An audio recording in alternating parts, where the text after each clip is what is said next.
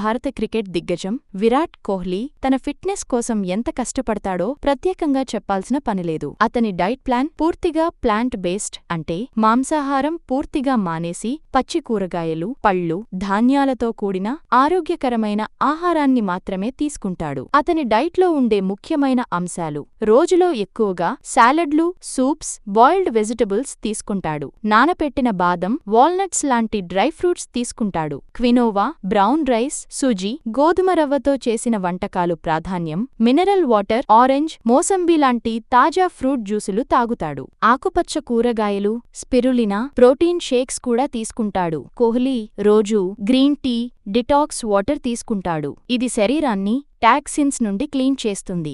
Gluten, dairy free ఆహారం తీసుకుంటూ జీర్ణ వ్యవస్థను ఆరోగ్యంగా ఉంచుకుంటాడు. ప్రతిరోజూ 5 నుంచి 6 స్మాల్ మీల్స్ తినడంతో మెటబాలిజం బాగా పనిచేస్తుంది. రాత్రి తక్కువ కార్బ్స్ తీసుకుంటూ త్వరగా భోజనం పూర్తి చేస్తాడు. ఇది స్లీప్, డైజెషన్ కి హెల్ప్ చేస్తుంది. కోహ్లీ రోజు జంక్ ఫుడ్ కు దూరంగా ఉండి హై ప్రోటీన్ ఫుడ్ తో పాటు జిమ్ వర్కౌట్ కి అనుగుణంగా డైట్ ను డిజైన్ చేసుకుంటాడు. కోహ్లీ క్రమశిక్షణ, నియమాలు, శారీరక శ్రమ వల్లే ఈ స్థాయిలో ఫిట్నెస్ ను కలిగి ఉన్నాడు.